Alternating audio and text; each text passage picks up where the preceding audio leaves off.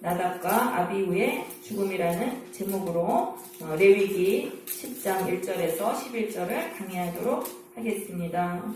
자, 우리 앞장에서는요, 아론과 그의 아들들이 제사장 위임식을 받았고, 이 8일째에 첫 제사를 드린 것에 대해서 나왔습니다. 자, 그 아론과 그 아들들이 제사장의 첫 직무를 시행했는데, 하나님의 말씀 그대로 제사를 드렸습니다. 그러니까 하나님께 이제 영광의 불이 나와가지고 백성들이 기쁨으로 충만했다는 그런 내용이 나왔습니다. 살아계신 하나님의 응답이 역사가 나타나고 백성들이 기뻐했다는 내용입니다. 그런데 이 10장에서는요, 이 제사장들이 하나님께 심판받는 비극이 일어나는 것입니다.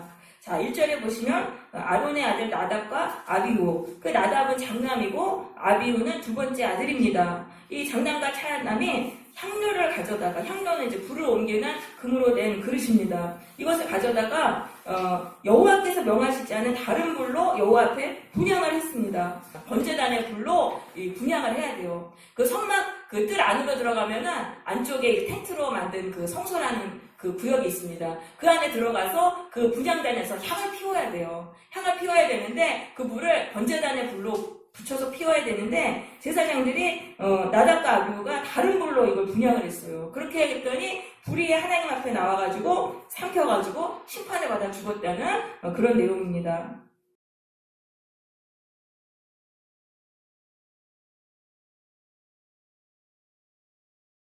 자, 그러면 이 향을 분향하는 거는 의미가 뭐냐면요, 분향이 바로 기도예요, 기도. 왜냐하면은 분향을 하면 향의 연기가 위로 올라가잖아요. 그것처럼 우리가 기도를 하면은 반드시 하나님께로 올라가요. 그렇기 때문에 성경에서는 기도를 분향에다가 비유를 한 것입니다. 아, 내 기도가 하나님이 들으시구나. 이거를 반드시 알고 기도해야 되는 것입니다. 향의 연기가 위로 올라가잖아요. 우리의 기도도 하나님께 올라가는 거예요. 이 향을 끊지 않도록 하라고 하셨어요. 아침과 저녁 계속 향을 피워가지고 향이 끊어지지 않게 하라. 그럼 이거 성도의 기도는 계속 되어야 된다는 거예요. 성도의 기도는 중단되면 안 돼요. 왜냐하면 이 기도가요, 하나님을 만나는 지름길이에요.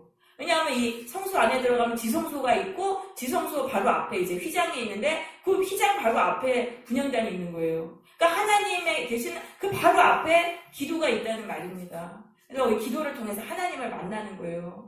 그럼 이 기도가 올바르게 드려져야 돼요. 근데 그 올바른 기도는 뭐냐면요, 번제단에는 그 불로 붙여야 된다는데, 번제단의 불은요, 속죄의 피가 흐르고 있어요. 그러니까 속죄의 피를 기도에 발라야지만 하나님을 만날 수 있다는 말씀인 것입니다.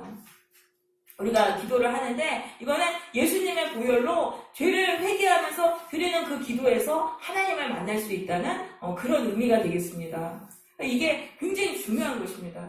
그러니까 이게 기도를 올바르게 해야지 하나님을 만나요. 왜냐하면 기도가 하나님을 만나는 지름길이잖아요. 그럼 그 올바른 기도는 뭐냐면은 번제단에 불을 붙여야 되는 것처럼 예수님의 속죄의 그 피를 마음에 바르면서, 그러니까 예수님의 보혈로 나의 죄를 씻는 기도를 할 때 우리가 하나님을 만나게 되는 것입니다. 2절에 보니까 불이 여호와 앞에서 나와 그들을 삼키매 그들이 여호와 앞에서 죽은지라. 이 제사장들이 지금 하나님께 불순종하니까 심판의 불이 나왔다는 거예요. 그럼 앞절에서는 영광의 불이 나왔어요. 그러니까 제사장들이 하나님이 주신 말씀대로 순종해서 그렇게 하면은 영광의 불이 나오는데, 이게 불순종하면 심판의 불이 나온다는 것입니다. 그러니까 이게 극과 극으로 이렇게 결과가 다른 거예요. 왜냐하면 제사장의 삶은 굉장히 중요하잖아요. 제사장이 하나님과 백성들 앞에서 그 중재를 하는 역할을 하잖아요. 굉장히 큰 거예요. 그러니까 하나님의 심판하신 것이죠. 그럼 목회자도 이제 마찬가지죠. 목회자가 하나님과 성도 안에서 중간 역할을 해주잖아요. 그럼 목회자가 하나님이 명하신 그대로 방법대로 목회를 해야 되는 거예요. 그럴 때 하나님의 살아계신 역사가 나타나요. 그래서 성도들이 그 성령의 역사로 죄에서 정말 해방되고 구원받고 기쁨으로 충만하게 되는 거예요. 그런데 목회자가 그렇게 순종하지 않고 세상의 방식으로 교회를 운영하면은 그 목회자는 하나님께 심판받아서 죽게 되는 거예요. 그 죽는다는 건 영이 죽는다는 걸 말하는 거예요. 그전엔 하나님께 성령 받아서 하나님을 알고 소통을 했어요. 하나님과 교제했는데 하나님께 계속 불순종하면은 심판받아서 영이 죽어버려서 하나님과 끊어지는 거예요. 하나님의 생명이 그 사람 안으로 들어오지 않아요. 그러니까 그런 목회자가 목회를 하면은 성도들이 은혜를 받을 수 없는 거예요. 은혜를 받을 수 없고 하나님을 만날 수 없고, 그러니까 그 교회는 인간들만의 그런 모임이 되는 거예요. 인간들만의 그런 모임, 정말 세상과 똑같게 되는 것이죠. 그래서 아무나 목회자가 되면 안 되고, 목회자는 정말 하나님께 순종하려는 그런 각오로, 그렇게 순종하려는 그런 사람만 목회자가 돼야 되는 것입니다. 그러니까 우리가 그전에는 좀 은혜 받으면은 막 집회 때 은혜 받고 하면은 또 막 신학교 가고 막 이랬잖아요. 신학교 가가지고 목회자 되고, 목회자 됐으니까 교회 차려가지고 또 교회 운영해야 되니까 막 세상의 방식으로 운영하고 이러면 안 되는 거예요. 그 안에서는 하나님, 그 목회자를 통해서 이미 성령이 떠나버리기 때문에 생명의 역사가 일어나지 않는 것입니다. 영적 제사장인 성도도 마찬가지죠. 하나님께 전적으로 순종해야 되는 거예요. 내 마음대로 하면 안 돼요. 하나님 이렇게 하라고 하셨는데 싫어요. 싫습니다. 난 이렇게 하겠습니다. 이렇게 하면 안 돼요. 그렇게 하면은 우리의 영이 심판받아 죽어요. 하나님과 단절되는 거예요. 그래서 우리가 매 순간 하나님께 순종하면서 섬겨야 되는 거죠. 그러니까 이제 아론이 이제 두 아들이 이제 죽임을 당했어요. 그러니까 얼마나 충격을 받았겠습니까? 그러니까 3절에서 모세가 아론에게 이제 설명해 주는 거예요. 왜 하나님이 그들을 죽이셨는지, 이것이 여호와의 말씀이라 하면서 3절에서 말씀합니다. 나는 나를 가까이 하는 자 중에 내 거룩함을 나타내겠고, 나를 가까이 하는 자가 제사장이잖아요. 제사장에게 내 거룩함을 알리기 위해서 그들을 죽였다. 내 거룩함은 건 뭐예요? 나는 불순종을 엄청나게 싫어한다는 거예요. 나는 죄를 싫어한다. 죄가 불순종이에요. 그러니까 내가 불순종을 정말 싫어한다는 걸 알게 하시기 위해서 제사장을 죽였다는 그 말씀인 것입니다. 왜냐하면 제사장은 하나님을 가까이 섬기잖아요. 그러니까 하나님이 어떤 분이신지 바르게 알아야 되는 거예요. 바르게 알아야지만 백성들에게 바른 하나님을 전해줄 수 있잖아요. 그렇기 때문에 하나님이 이제 굉장히 좀 엄하게 하신 것이죠. 처음에 제사장을 처음 세우시는 때이기 때문에 처음부터 불순종하면 안 되잖아요. 그러니까 하나님이 그들을 치신 것입니다. 그러면서 온 백성 앞에서 내 영광을 나타내리라. 3절에 이렇게 말씀합니다. 온 백성 앞에서 내 영광을 나타내리라. 이 영광이라는 말은요, 히브리어로 카보드라고 하는데 무겁다는 것입니다. 하나님은 무거우신 분이라는 거예요. 하나님은 인간이 그렇게 막 가볍게 섬길 수 있는 분이 아니라는 거를 백성들이 알게 하시기 위해서 정말 두렵고 떨리는 마음으로, 하나님을 두려워하는 마음으로 섬겨야 된다는 걸 알게 하시기 위해서 제사장 이 나답과 아비후를 죽이셨다는 말씀입니다.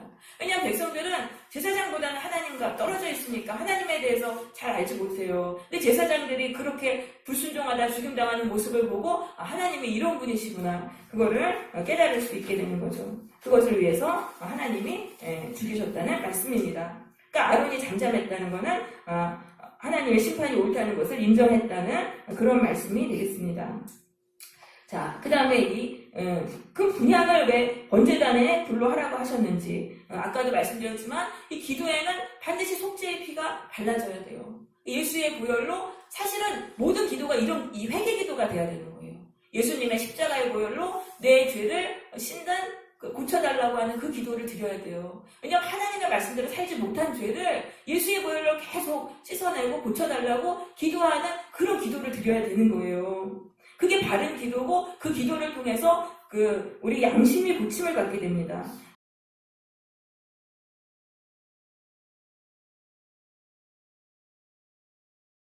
자, 보혈이 인간의 양심을 살려낸다는 말씀입니다.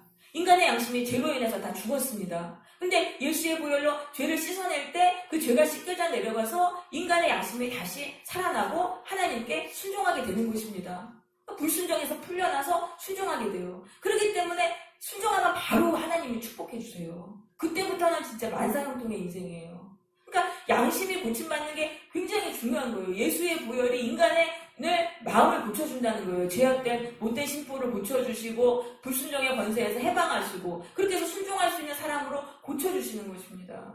그러면은 바로 하나님이 순종만 하면 계속 복 주세요. 에덴 동산의 복이 그냥 계속 흘러오게 돼 있어요. 그러니까 제일 중요한 기도가 예수의 보혈로 내 죄를 씻는 기도를 드리는 것이죠. 그렇게 할 때 우리가 구원을 받는 것입니다.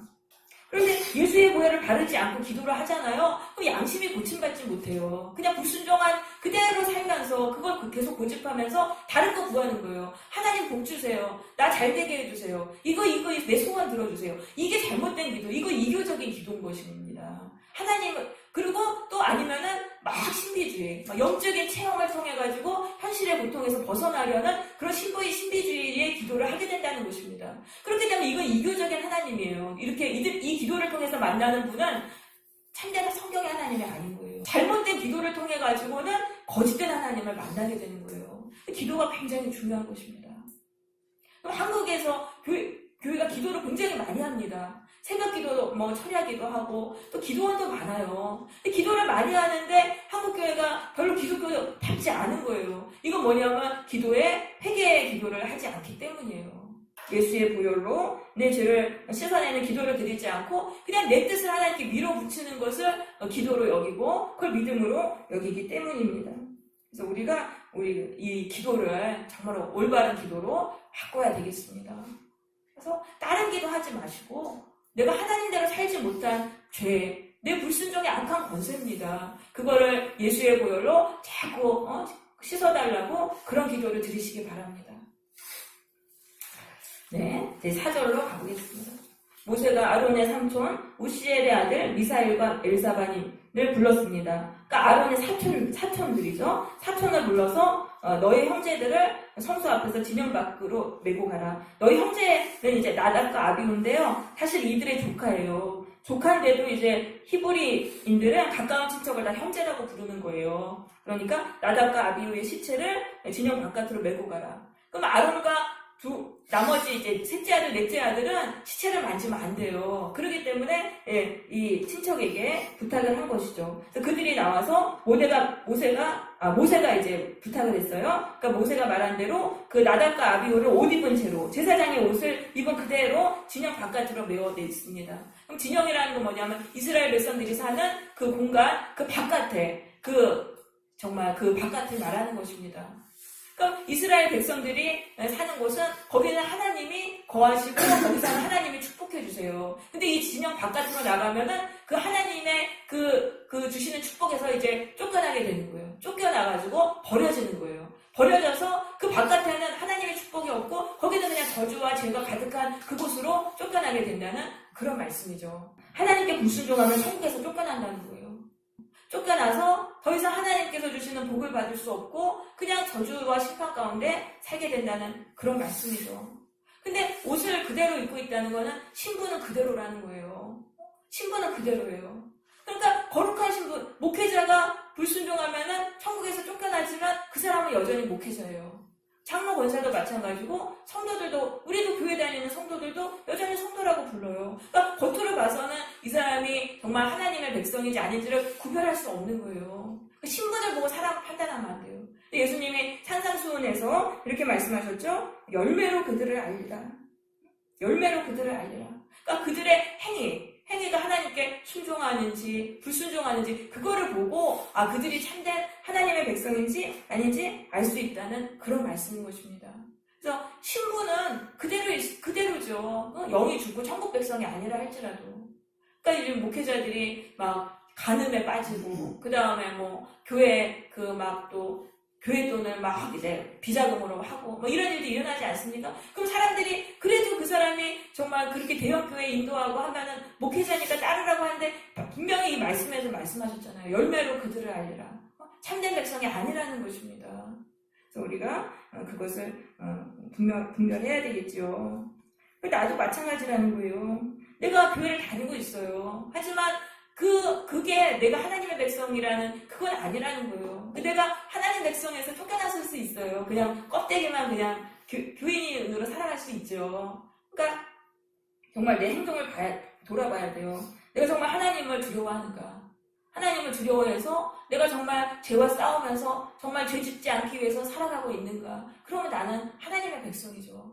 하지만 그런 것 없이 그냥 내 뜻대로 내가 하고 싶은 대로 막 그냥 하면서 살아간다. 그럼 나는 어느 순간 이미 쫓겨난 거예요. 천국에서 쫓겨난 거예요. 그럼 다시 천국 백성이 되기 위해서 다시 우리가 방향을 돌려야 되는 거예요. 그러니까 한 번 구원이 영원한 구원인 게 아닌 거예요. 그 구원받은 상태를 우리가 지키기 위해서 하나님께 계속적으로 순종하고 불순종의 죄를 회개해야 되는 거예요. 쫓겨났다 하더라도 다시 회개하고 예수의 보혈로 죄를 회개하고 그렇게 하나님께 가면은 다시 또 천국 백성으로 삼아주세요. 그래서 이 구원의 상태를 우리가 꼭 유지하고 노력을 해야 되겠습니다. 자, 이제 6절로 가보겠습니다. 자, 모세가 아론과 그의 아들들에게 아들 엘르아살과 이다멜에게 말했어요. 너희는 머리를 풀거나 옷을 찢지 말라. 이거는 슬픔을 표현하지 말라는 거예요. 나답과 아비후의 죽음에 대한 슬픔을 표현하지 말라. 이건 슬픔을 표현한다는 건 하나님에 대한 불만의 표시잖아요. 그러니까 그리하여 너희가 죽음을 면하고 여호와의 진노가 온 회중에게 미침을 면하게 하라. 그런데도 또 불순종하고 막 이제 울고 슬퍼하면은 이 불순종의 죄에 대해서 그 백성들이 심판을 받는다는 말씀인 것입니다. 백성들까지 하나님께 심판받는다. 그러니까 제사장의 죄로 인해서 백성들까지 진노를 당하게 된다. 그런 말씀이죠. 그러니까 성도도 영적 제사장이니까 내가 하나님께 순종해야 돼요. 내가 불순종하면 내 주변 사람들에게도 하나님의 진노가 미친다는 것이죠. 그러면서 오직 너희 형제 이스라엘 온 족속은 여호와께서 치신 불로 말미암아 슬퍼할 것이니라. 그러니까 백성들은 이 나답과 아비후의 죽음을 슬퍼하게 해주셨어요. 장례를 치르게 해주신 거예요. 왜냐하면 제사장에 대한 예우를 갖추게 하신 것이죠. 그러면서 7절 여호와의 관유가 너희에게 있은즉 제사장들은 회막문에 나가지 말라. 그 장례에 참여하지 말라는 말씀입니다. 자, 그렇게 해서 이제 그들이 모세의 말대로 했다라는 내용입니다. 자, 여기서 이제 말하는 건 이거예요. 인간의 감정이 하나님을 섬기는 것보다 앞설 수 없다는 것입니다. 왜 슬프지 않겠어요? 나답과 아비후 내 아들이고 내 형인데 그들의 죽음에 대한 슬픔을 표현하지 말라. 나의 감정보다는 하나님의 말씀에 순종해야 한다. 이것이 굉장히 비인간적으로 느껴지는 것입니다. 하지만 이 감정을 따라 살면 인생이 요동하게 됩니다. 왜냐하면 인간의 감정은 수시로 변해요. 근데 그 감정을 따라 살면 내 인생도 수시로 요동하게 되는 거예요. 근데 내 감정을 따르지 않고 하나님의 말씀을 따르게 되면 그 감정의 곡에 이제 슬픔이 지나가면 계속 인생이 견고하게 되는 것입니다. 그래서 감정보다는 하나님의 말씀을 따라야 하는 것입니다. 그래서 우리 인생 살아가면서 얼마나 슬픔이 많고 아픔이 많습니까? 근데 그런 것들 우리가 십자가에 못 박을 수 있어야 됩니다. 그걸 십자가에 못 박고 내 감정을 부인하고 하나님의 말씀을 따라야 하는 것입니다. 자, 이것의 두 번째 의미는 자신의 가족보다도 하나님을 더 사랑해야 됨을 말하는 것입니다.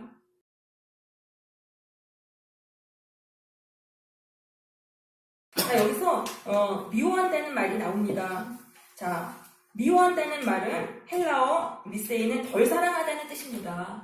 그러니까 예수님께 오는 자, 예수를 통해서 구원받으려는 자는 부모, 형제를 예수님보다 덜 사랑해야 된다는 거예요. 덜 사랑하다. 그러니까 예수님을 가장 사랑해야 된다는 거예요. 그런 사람이 예수를 통해서 구원받을 수 있다는 말씀입니다. 심지어는 자기 목숨까지도 덜 사랑해야 돼요. 예수님을 더 사랑해야 돼요. 내 목숨보다 예수님을 더 사랑해야지 우리가 구원받을 수 있다는 말씀입니다. 왜냐하면 가족의 뜻과 예수님의 뜻이 있어요. 근데 가족을 더 사랑하면 이쪽으로 가요. 그럼 다 같이 멸망의 길로 가는 거예요. 근데 예수님을 더 사랑하면 내가 예수님의 뜻대로 순종하면 내가 구원받아요. 그리고 내가 구원받고 가족들을 다 구원의 길로 이끌어야 한다는 것입니다. 그래서 이 구원의 길이 굉장히 좁은 길이죠. 그런데 이렇게 해야지 우리가 구원을 받을 수 있다는 말씀이죠. 자, 그 다음에서는 이제 갑자기 규례가 나와요. 제사장들은 회막에 들어갈 때는 포도주나 독주를 마시지 말라. 그래서 죽음을 면하라. 그러니까 이 나답과 아비후가 왜 하나님이 명하지 않은 불을 붙였냐면은 술 취해가지고 이거 제사장 직무하다가 죽임을 당한 것으로 그렇게 추측해 볼 수 있어요. 그러면서 너희가 이 회막에 들어갈 때는 독주를 마시지 말라라고 말씀하십니다. 그래서 10절에 그리하여야 너희가 거룩하고 속된 것을 분별하고 하나님이 주신 모든 규례를 이스라엘 자손에게 가르치리라. 그러니까 백성들이 제사 드리러 왔어요. 제사장한테 참담을 하는 거예요. 내가 이러이러한 상황인데 어떻게 해야 되겠습니까? 그러면은 제사장들이 정신이 이제 맑아야지 그걸 분별할 수 있다는 거예요. 어떤 게 죄고 어떤 게 죄가 아니니까 앞으로 이렇게 하십시오. 올바르게 하나님의 말씀으로 처방해 줄 수 있다는 거예요. 그러면 그 처방을 따르면은 그 백성은 거기서 어려움에서 풀려나 구원을 받게 됩니다. 그러니까 그 한 사람의 인생을 자제할 수 있는 거예요. 이 제사장의 말이. 그럼 정신이 맑아야 되니까 술 먹지 말라라고 말씀하신 것입니다. 그래서 이게 이 술의 해악이 매우 커요. 술을 멀리 해야 됩니다. 그것에 대해서 술에 대한 경고를 교훈하는 말씀이 있습니다.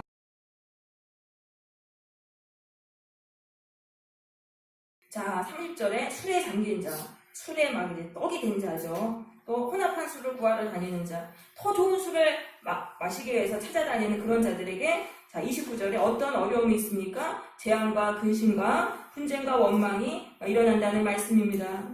술을 취하면은요 갑자기 막 용기가 막 생겨가지고 사람들과 막 싸우게 되면서 폭력에 휘말리게 됩니다. 그래서 재앙과 근심을 당하게 되는 것입니다. 31절에 이 포도주는 굉장히 이제 매력적이라는 말이에요. 색깔이 아주 곱고 또 잔에서 번쩍 햇볕을 딱 받으면은 그 잔에서 막 번쩍이고 또 마실 때도 순하게 내려갑니다. 그래가지고 근데 이렇게 마시면은 어떻게 되냐면은 그냥 그 결과 32절 독사같이 쏠 것이다. 결국은 굉장히 심한 타격을 끼친다는 그런 말씀입니다. 술이 취하면은 자꾸 헛것이 보여요. 그러면서 마음은 구부러진 말을 하고 해서는 안 될 말실수를 해가지고 큰 어려움을 당하게 된다. 그래서 바다 가운데 누운 자 같을 것이요. 바다 가운데 흔들흔들 하면서 술 취하면은 이렇게 어지럽게 되죠. 그러면서 돛대 위에 누운 자 같을 것이다. 매우 위험한 상태가 된다는 것이다. 그 바다 그 돛대 위에, 배 위에, 그 꼭대기에 위에 누워있으면 얼마나 위험합니까? 떨어지면 완전히 죽음이잖아요. 그러니까 그렇게 위험한 상태에 당하게 된다. 그러니까 술 취해가지고 막 있으면 행동을 당해도 모르고 또 이렇게 술에 취해가지고 젊은이들이 막 길에서 누워가지고 교통사고를 당하는 일들도 많이 일어나고 있어요. 그러니까 왜 사람들이 술을 마시냐면은 인생의 고통에서 벗어나기 위해서. 그러니까 어떤 마약과 같다는 거죠. 술을 깨면은 또 다시 술을 찾겠다. 그러니까 고통에서 벗어나기 위해서 또 술을 마신다는 것입니다. 그렇게 해서 이제 알코올 중독이 되는 것입니다. 그러면 이제 중독이 되면은 돈만 생기면 술을 먹어요. 술 먹고 그 다음에 또 건강을 잃어버리고 또 사람들에게 폭력을 행해요. 가족들한테 폭력을 행하게 됩니다. 그렇게 해가지고 이제 파멸의 길로 간다는 그런 말씀이 되겠습니다. 그래서 술을 보지도 말아라라고 말하는 것입니다. 인생의 고통을 술로 잊으려고 하면 안 돼요. 술 대신 우리는 성령의 충만을 받아야 되는 것입니다. 에베소서 5장 18절 술 취하지 말라 이는 방탕한 것이니 오직 성령으로 충만을 받으라. 그러니까 인생의 고통 속에서는 하나님께 더 가까이 가야 돼요. 하나님께 가까이 가서 성령 충만을 받잖아요. 그러면은 그 성령께서는 지혜를 주세요. 너의 인생의 그 문제가 무엇인지 그 원인을 보게 하시고 그것을 풀어낼 수 있는 지혜를 주시는 거예요. 그래서 성령의 충만을 받으면 인생의 문제 자체를 고치는 거예요. 그럼 그 고통에서 풀려나기 때문에 이 사람은 영생을 얻게 되는 것입니다. 우리는 성령의 충만을 받아야 되겠습니다. 근데 성령은 말씀과 기도 가운데 역사합니다. 오늘도 하나님의 말씀과 기도에 집중해야 되는 것입니다. 그렇게 해서 성령의 충만을 받고 그 성령께서 주시는 그 능력으로 우리가 삶의 어려움을 이겨나가고 영원한 생명을 누려야 되겠습니다.